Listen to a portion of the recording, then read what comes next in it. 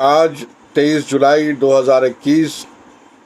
आज का दिन बेहद ख़ास है मेरे दोस्त अशोक व्यास जी के लिए, जिनके दूसरे व्यंग संग्रह का विमोचन झरिया में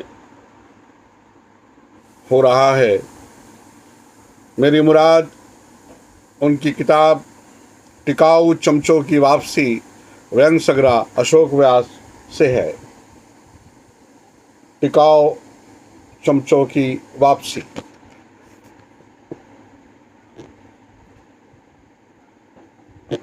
अशोक व्यास जी भोपाल में मुकीम हैं, भोपाल में रहते हैं।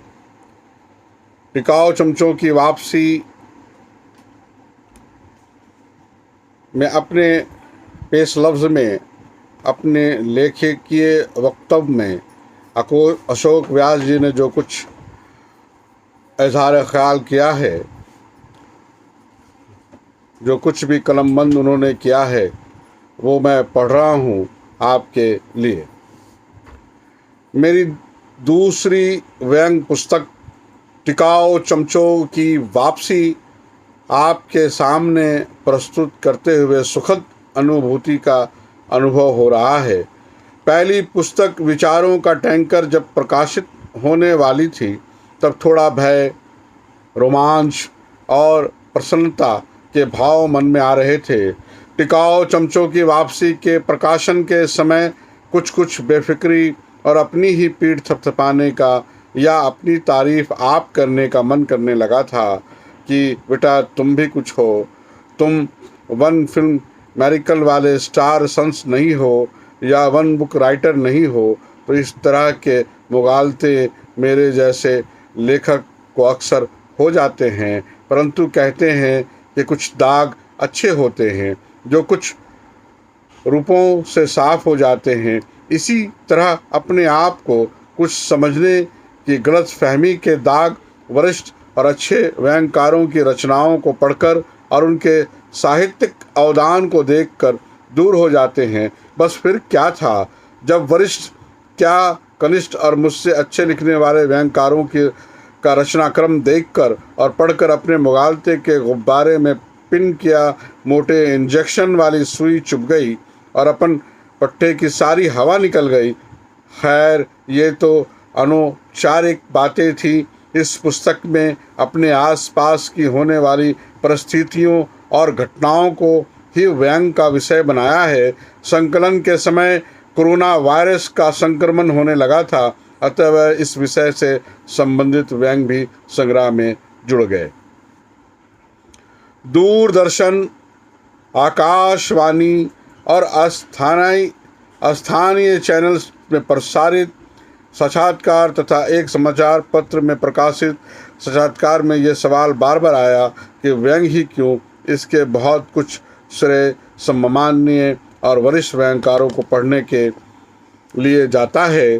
साथ ही मेरे परिवार का भी इसमें कुछ न कुछ योगदान है, क्योंकि जब भी पारिवारिक कार्यक्रम में परिवार के सदस्य एकत्रित होते थे, जिसमें मेरे काका जी, मामा जी, बड़े भाई और मेरे जीजा जी मिलकर परिवार के अन्य सदस्यों की टांग खिंचाई करते थे, उस समय मैं भारत सरकार के महारत्न औद्योगिक संस्थान में प्रशिक्षण प्राप्त कर रहा था। उन सबके साथ बैठकर सबकी बातें सुनता था और मज़ा भी बहुत आता था, लेकिन छोटा होने के कारण बीच में नहीं बोल सकता था। शायद व्यंग का बीज परिवार की इन्हीं रात्रिकालीन बैठकों में चाय की चुस्कियों के साथ पनप गया था। पारिवारिक टांग खिंचाई के कार्यक्रम में कई बार अतिरेक होने के कारण कोई सदस्य नाराज भी हो जाता था।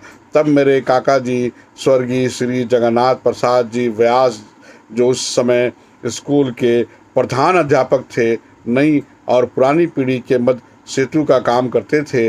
नाराज सदस्य को बहला फुसलाकर शांत कर देते थे और अंत में उनका प्रसिद्ध वाक्य सुनने को मिलता था, चलो निपटाया सुलझाया।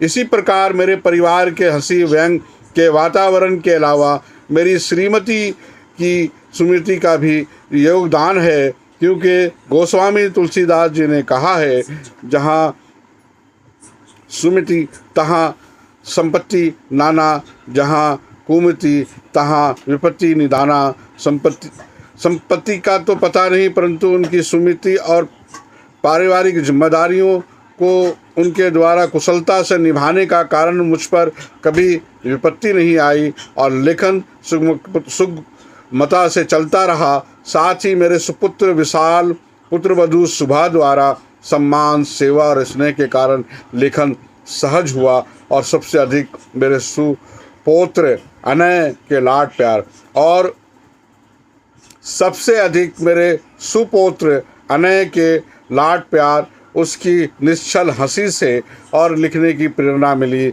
इसी प्रकार मेरी दोनों सुपुत्रियों प्रतिभा, नेहा और दोनों जमाईसा शेखर जी और विवेक जी, नातिन आयुषी, अक्षरा, नाती विनायक और श्रेष्ठ, इन सब के चेहरे पर मेरी पुस्तक को प्राप्त सम्मानों, पुरस्कारों, दूरदर्शन और आकाशवाणी में हुए साक्षात्कार को देखकर, सुनकर और पढ़कर उन्हें जो प्रसन्नता हुई, उनकी इस खुशी से ही मेरा लिखना सफल हो गया। वरिष्ठ व्यंगकार और व्यंग यात्रा पत्रिका के यशस्वी संपादक आदरणीय प्रेम जन्मेजय जी को और सुप्रसिद्ध साहित्यकार आदरणीय डॉक्टर सूर्यबाला जी का सादर आभार व्यक्त करता हूँ कि उन्होंने मेरी पुस्तक टिकाऊ चमचों की वापसी को अपना आशीर्वाद प्रदान किया। आदरणीय डॉक्टर साधना बलवटे जी का हार्दिक आभार, जिन्होंने मेरी पुस्तक की पांडुलिपि को सूर्यबाला जी को देने का गुरुतर दायित्व का निर्वहन किया। सुप्रसिद्ध व्यंगकार और कवि तथा नेशनल बुक ट्रस्ट दिल्ली के संपादक आदरणीय ललित जी का भी सादर आभार व्यक्त करता हूँ, जिन्होंने इस पुस्तक की भूमिका लिखकर मुझे अपना स्नेह और सम्मान प्रदान किया। भावना प्रकाशन के श्री नीरज मित्तल जी का विशेष आभारी हूँ, जिन्होंने पुस्तक प्रकाशित करने की सहमति प्रदान के साथ ही उन्होंने मेरा मार्गदर्शन भी किया। अंत में उन सब का आत्मिक धन्यवाद और आभार जो व्यंग रचनाओं को लिखने और प्रेरणा का कारण बने, उनका हृदय से श्रेणी हूँ। विचारों का टैंकर ने मुझे प्यार और सम्मानित होने के गौरवशाली अवसर कई बार प्रदान किए। प्राप्त सम्मानों के लिए सम्मानित करने वाली संस्थाएं, वरिष्ठ व्यंगकारों और पाठकों का आत्मिक आभार व्यक्त करता हूं और आशा करता हूं कि टिकाऊ चमचों की वापसी को भी पाठकों और सूधीजनों का स्नेह और सम्मान इसी प्रकार प्राप्त होगा। आप सबकी प्रतिक्रियाओं और अमूल्य सुझावों की प्रतीक्षा में आपका स्नेहकांक्षी अशोक व्यास जी की किताब टिकाऊ चमचों की वापसी, अशोक व्यास।